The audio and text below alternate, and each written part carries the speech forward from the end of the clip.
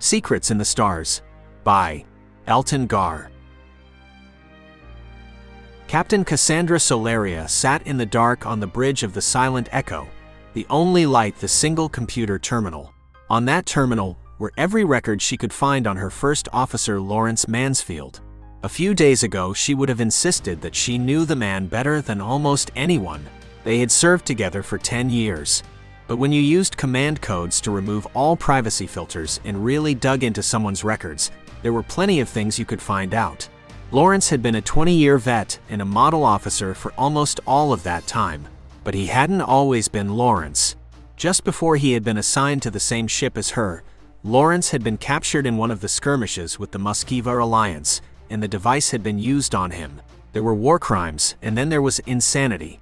There was a reason. Even the knowledge that the device existed required command-level clearance, and knowing what it did was need to know. It was the same reason that Lawrence had agreed to have most of his memories altered.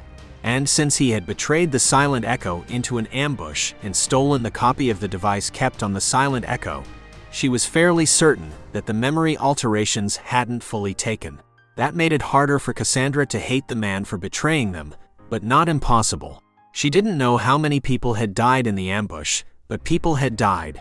And the evidence was that it was also that Lawrence could steal something that had the potential to destroy the human race. With nothing to do but wait, as the ship moved agonizingly slowly towards the only source of material in a light year, she started through the same data for the third time, trying to find any clues. Then there was an alarm. What happened? Cassandra asked the AI. It was surprising there hadn't been more alarms since they had repair bots working on sensitive systems, and sometimes that meant taking them offline temporarily. An object is approaching. It will intercept us in 7 minutes. The Silent Echo's computer said. That it gave such an imprecise estimation was just one of 100 ways that the ship's AI revealed just how badly damaged it was. We're in interstellar space. The closest object is the rogue asteroid that is going to take us 2 months to reach, Cassandra said. She was grateful that they had found anything, but 2 months was intolerably long, especially since no one else knew that Lawrence had betrayed them. It seems likely that it is intentionally approaching us. Would you like me to turn on active senses? The AI asked. Do we have any? Cassandra asked. Significant parts of the Silent Echo had fallen off, and most of the rest of the ship was badly damaged. We have some active sensors left. We could use it for 7 seconds before the batteries are drained. She sighed. She had been trying to save energy for days because once she had enough, she could use it to jump-start a second granite unit, which would give her more power. How much power to send a message? While you're using it, you won't be gaining any power, but you shouldn't lose any. The AI said. Then send them a message, Cassandra said. The screen changed as the computer began to attempt to send messages to the approaching ship. That wasn't easy, as there were thousands of ways to communicate between ships in at least that many different languages in the ship's database. And without more information, all it could do was prioritize the order that it tested them. While she waited, she loaded the gun with the last 4 bullets she had found and went to the only airlock on the ship that was still working. Walking through the Silent Echo was odd. The repair bots had largely cleaned the ship, using anything that wasn't attached as material for spare parts. That made stretches of the ship look almost normal, and she could imagine seeing the crew of the Silent Echo.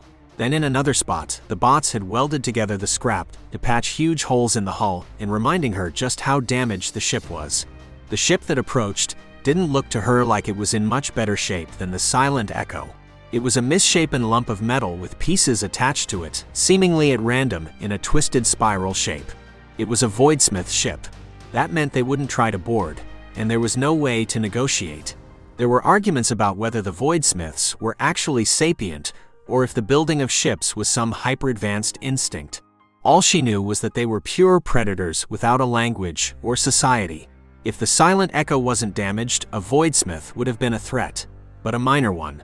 You could never be fully sure how powerful a Voidsmith ship was until you encountered it, since they built the ships out of the other ships they attacked and grew stronger their entire life. But this one looked young. Good news if the Silent Echo had any weapons, but as it was, she had one other choice. The biggest weakness of the Voidsmith was that, unlike every other spacefaring species that humans knew of, they didn't have community. A Voidsmith ship, no matter how large, would have only a single occupant. She had only minutes, so she grabbed several shaped charges that she hoped would break through the ship's hull. With those and her gun attached to her belt, she watched the ship approach. The Voidsmith ship had tentacles that wrapped around the silent echo as other smaller pieces began to cut away bits of the ship. Once it was on top of her, she said, "Computer, turn off the artificial gravity and disengage the magnetic backup in my boots." The suit you are wearing is not designed for moving through space. You will have no way to adjust your trajectory. It is dangerous. Do you have a better suggestion on how to save the ship? There was silence, and then the computer said, In 3, 2, 1. She bent her legs and pushed as hard as she could when the countdown reached 0. It felt like it should be fast, but even with her full strength, it felt agonizingly slow as she floated across the distance between the Voidsmith ship and hers. As she approached, she saw that the hull of the alien ship, unlike most, wasn't smooth. From a distance, it was hard to see, but there were jagged pieces of metal sticking out in every direction. While the suit she was wearing was resistant to damage, it wasn't impenetrable, and so she turned on the magnetic boots and twisted her body so the boots hit first. The bottom of those boots was the safest part to touch the ship. A few seconds later, the magnets turned back on and snapped to the hull, but it was nowhere near as secure as Cassandra would have liked. The boots didn't touch anywhere near as much of the ship as they would on a smooth hull, so she said, "Increase magnet power by 70%. Once she was more secure, she could only hope that the twisted and melted metal wasn't overly strong as she set the two shaped charges. She set the timer and moved away as fast as she safely could. There was nothing to hold onto, but she crouched down as the explosives went off. Pieces of metal went everywhere as she breached the hull. Some small part of her hoped that would be enough. She hadn't studied the Voidsmiths extensively, but they needed atmosphere to survive. But as much as she wanted it to be done, she couldn't assume it would be that easy. So she returned to the hole the explosives had made. It was even more dangerous than before, with twisted metal everywhere, including long shards of metal that had been dislocated from the ship, but she made it in.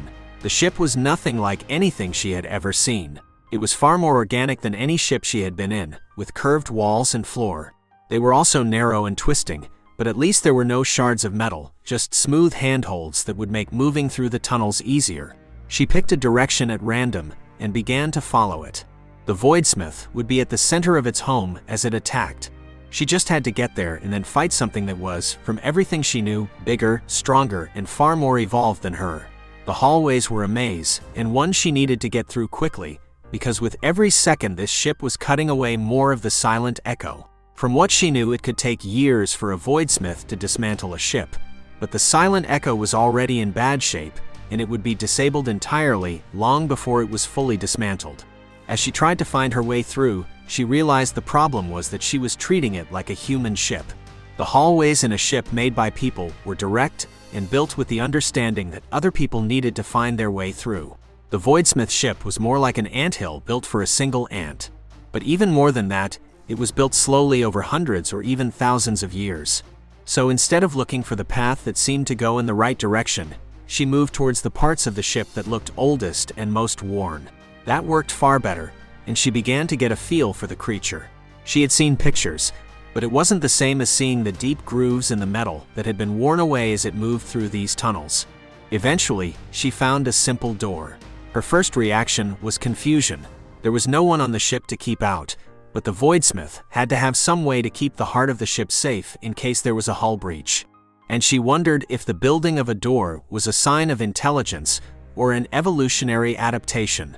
There was certainly an evolutionary advantage to not dying whenever something struck your ship. But no one even knew how the Voidsmiths reproduced. For all she knew, they were grown in some alien lab for reasons unfathomable to humans. There was no lock on the door. The Voidsmith, as advanced as they were, had no real concept of interacting with others outside of killing them. That, or there simply hadn't been enough people who had successfully attacked them for them to evolve locks. Whatever it was, she turned the twisted handle and opened the door into a huge chamber. Even though the ship wasn't any bigger than the silent echo, this room was bigger than any she had ever seen on a spaceship. It was roughly spherical, though it wasn't symmetrical enough to be called a sphere with twisted walls and large jutting structures. As she oriented herself, the temperature gauge on her suit hit almost 200 degrees. That would kill most aliens and any human, but it must be comfortable for the Voidsmith. At the center, a creature barely smaller than the hallway she had been walking through turned to look at her. It didn't fully match any of the common types of animals from Earth. It was more like a mass of flesh with parts of it stretching out into limbs. She drew the gun and decided that the bulbous spots on the creature might be eyes, though she couldn't know that it even had eyes. As she considered where to shoot for the most damage, she heard a wet plopping sound and saw that large wires disconnected from the creature. They hung dripping with a wet gray liquid. The thing knew she was here, and she couldn't let her fear of the alien creature cause her to freeze. There was too much at stake if she didn't get back and warn people about her former first officer. So she aimed for the biggest of the lumps on the side of the creature. The bullet hit perfectly, but it was impossible for her to tell how much damage it did. There was some amount of the same gray-blue liquid that was on the wires, but the popping as it broke itself loose from more wires continued. Without another good idea, she did what her training told her and aimed for center body mass and shot. This time it seemed to do more, and there was noise from the creature that sounded like a scream from deep underwater. It was too alien to know if it was pain, anger, or something else, but she felt herself begin to move away from the creature involuntarily as fear threatened to overtake her. With no other plan, she shot the last 2 bullets, intentionally forming a triangle with each of the bullets about a foot apart, hoping that one of them would hit something vital. Then, with nothing else to do, she let the fear do its job. She turned and scrambled into the maze of the ship. She had injured the creature that much she had no doubt of. And that might be enough. It would have to be enough. She moved through the first of the branching tunnels, moving towards the part of the ship that looked newest. As she did, she heard the creature behind her. It had clawed limbs that were on the top and the bottom of its body, and it used them to grab onto the ship to pull itself forward while the undulation of its body propelled it. It looked awkward to Cassandra, but she didn't have time to watch it long enough to be certain because it was fast. Perhaps faster than she could run. She quickly gave up on trying to find her way out and simply focused on the biggest hallways. She couldn't risk being trapped. As she turned the 5th corner, something grabbed her leg. She thanked the chief once again for having an armored spacesuit on the ship because the creature didn't immediately injure her. Instead, it began to pull her towards it. She resisted for a moment, but it was stronger than her, and so instead she focused on the fight. She turned to see a round mouth with several rows of sharp inward-facing fangs. She lifted both feet, and one hit on either side of the creature. As it did, she felt something odd. The magnets on the boots attached to something. The Voidsmith was at least partially metal. Perhaps she could use that. Computer, remove all safety factors and put the magnet boots on full power, she said. There was a fraction of a second delay before she felt the power, and the AI of the ship said, "The safety factors exist for your own safety." If it hadn't turned on the boots before, it said that she might have been pulled in. As it was, the boots locked on so tightly that she wouldn't be able to free herself without turning them off, and they began to sink into the creature. At the same time, a clawed limb moved towards her body, grabbing at a piece of the suit and trying to pull it away the same way that this alien ship was trying to pull apart the silent echo. Of course, she thought. The alien ship was an extension of this creature. It hadn't created a ship to do something new. It had built a shell around itself that was more like the spacesuit she was wearing than a spaceship. And the interior was controlled the same. The heat in this place would kill her in seconds, but that likely meant it was ideal for the Voidsmith. So she grabbed one of the 2 hoses that connected her to her oxygen and said, Computer, can you make the air coming out of the left oxygen tube as cold as possible, please? She pulled the tube off and held it out towards the creature's mouth. As she moved, the blood coming from the creature got everywhere, but the stream of air came out of the tube. She could see the cold air streaming into the creature's mouth, and it began to contract. A few seconds later, it let her go and moved away from her. Almost without thinking, she put her hand over the tube to conserve the cold air. This time the chase was much slower. The creature was bleeding a lot, and Cassandra suspected that it would die from the wounds no matter what she did. So she pursued slowly, allowing it to weaken. Once they were back in the huge chamber, the creature retreated into a corner. That she continued to push forward made Cassandra almost sick. Her instincts told her to find a peaceful way out of this. But this was a creature with no concept of community or cooperation. It couldn't agree to anything. And more than that, It had brought her everything she needed to get the silent echo really working again. She just had to take it. With each blast of cold air, the creature became slower and more lethargic, and a few minutes later, the creature was dead. It had been bigger than her, but as it cooled, it seemed to shrink. No wonder the bullets hadn't done much. Most of it must have been air. Once she had thrown the body out of the ship, she messaged her own ship and said, "Computer, the Voidsmiths ship has to have some sort of power source, and there are plenty of raw materials. Please have the repair bots use it to repair the silent echo." And what will you be doing? "Trying to get out of a suit covered in alien without touching it," Cassandra said, and hurried back to the ship. Author's note: writing a character for me is a process of getting to know them. I know a fair amount about Cassandra Solaria already, but one of the things I learned in this episode of her story is that she is more interested in warning people than in survival for survival's sake. But for this story, the most fun was trying to write about the Voidsmiths. The idea of a non-social animal evolving to have technology as good as or better than that designed by intelligence is one that has interested me for a while, and I don't think it's as far-fetched as it might seem. Many things in nature are better than anything that humans can make, and evolution is never done. It's just slow. I hope to swing back to them at some point. I have a few ideas that I didn't explore in this story. Just like I do plan to get to the rest of the crew of the Silent Echo eventually. I hope all of you will stick around for that. Elton Gar.